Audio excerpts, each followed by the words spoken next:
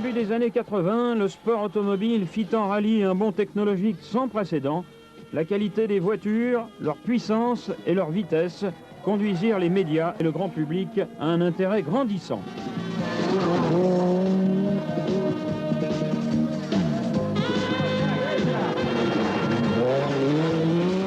La Lancia Rally était remarquablement adaptée à cette période. C'était une machine de course splendide et sans compromis, bien enracinée dans la tradition motoriste italienne, une digne représentante de la lignée de la légendaire Lancia Stratos.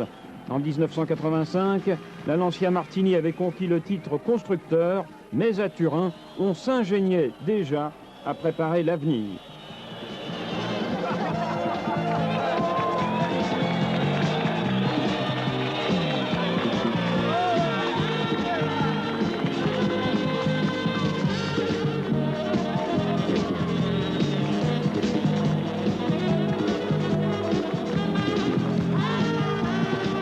À l'automne 85, le Martini Racing présentait la Lancia Delta S4, technologiquement la plus avancée de cette nouvelle génération de voitures de rallye.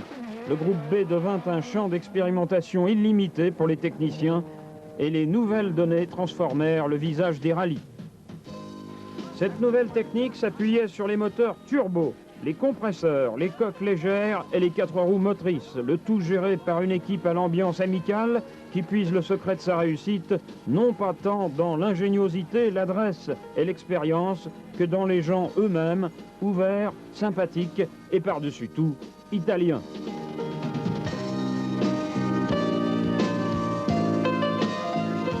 Depuis des années, cette équipe est conduite par Cesare Fiorio avec l'assistance de Giorgio Pianta,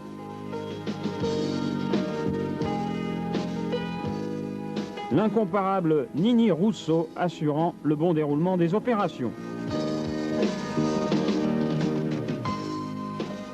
Le Martini Racing est associé à de grands noms et en premier lieu celui du Finlandais Markku Alén, intégré dans le team depuis 13 ans, et celui de son copilote Ilkka Kimiväki. Sans oublier ceux d'Henri Toivonen, finlandais lui aussi, et de son partenaire italien Sergio Cresto. L'équipe italienne se compose également de Massimo Biazon, associé à Tiziano Siverio.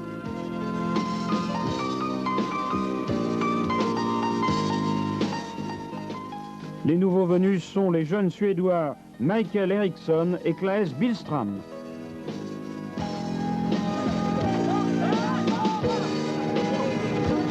Aucun succès n'est envisageable en sport automobile sans l'efficacité d'une équipe de mécaniciens hors pair.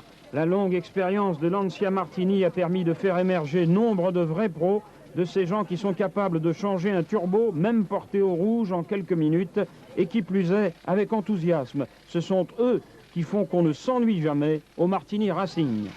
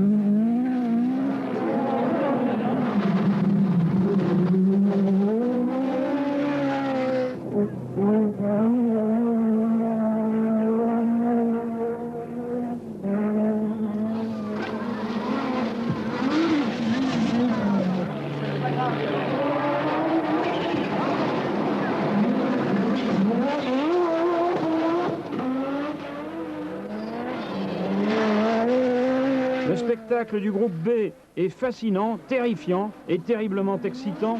Les performances des moteurs de plus ou moins 500 chevaux offrent des accélérations fantastiques, le 0 à 100 km/h étant couvert en 2 secondes 9.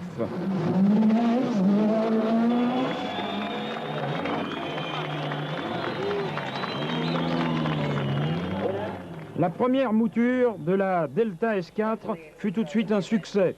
Lancia remporte le RAC et quelques semaines plus tard, le Monte-Carlo, rallye d'ouverture de la saison 86. Ces 2 victoires sont à mettre à l'actif du Finlandais Henri Toivonen. Sur le plan de la vitesse pure, Henri était vraisemblablement le plus rapide. Le sport automobile a toujours été riche de personnalités exceptionnelles. Et après cette série de victoires, il semblait évident que 1986 serait l'année Toivonen. Le sport en a décidé autrement.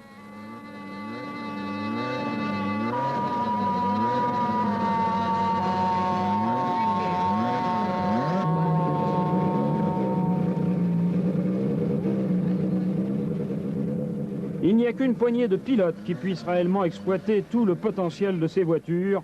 L'un d'entre eux s'appelle Markku Alén.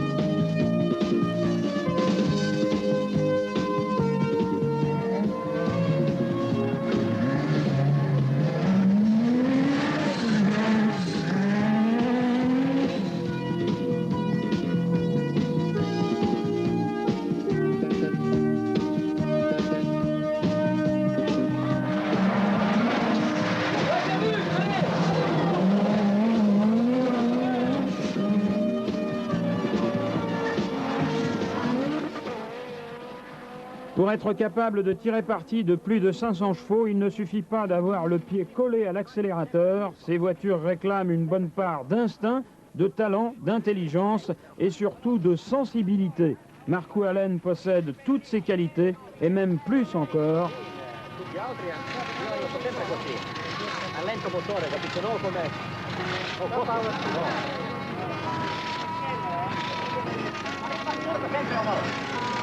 Non arriva turno. Davanti, hai 2 minuti, dai. 2 minuti Italia. Vai tu. Appiatta. Giorgio. Urco freni anteriori sulla veloce.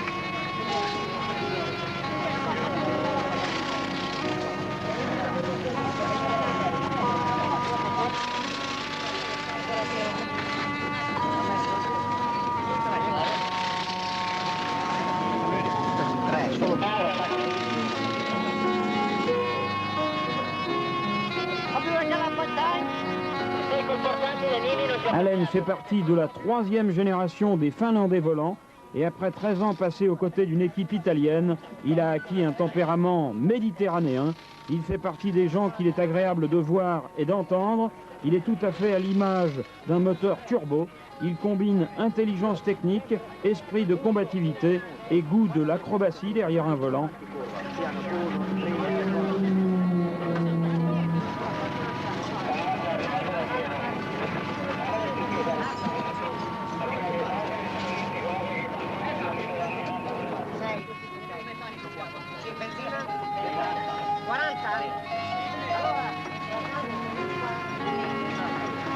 Mais surtout, c'est un pilote tout temps, doué pour toutes les conditions de course et d'endurance, comme à l'East African Safari.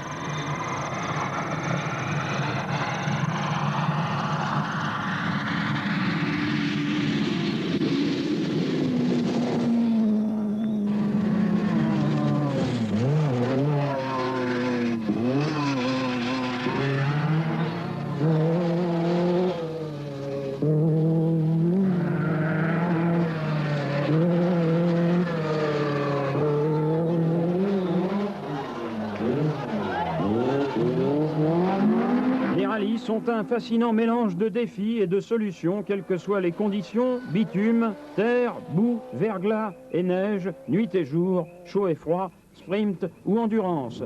Même à notre époque de haute technologie automobile, le safari reste une aventure, même remarquablement relayée par des points d'assistance, surveillée par hélicoptère. Cette épreuve peut à tout moment déjouer l'organisation la plus éprouvée.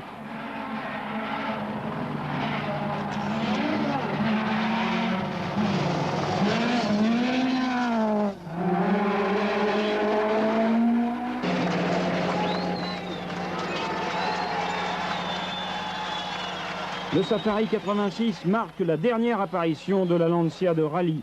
À l'évidence, le Safari n'est pas une épreuve pour les voitures italiennes, et bien que présent sur le podium, Allen ne termine pas en tête. Le Martini Racing est prêt pour un nouveau défi en terre africaine. L'une des nombreuses qualités de ce team est d'être capable d'utiliser les meilleurs pour des tâches spécifiques, comme le Suédois Kalle Grundel. À cause de la diversité des nationalités, des langues et des personnalités combinées au mode de vie italien, le Martini Racing a développé son propre système de communication, le langage des signes.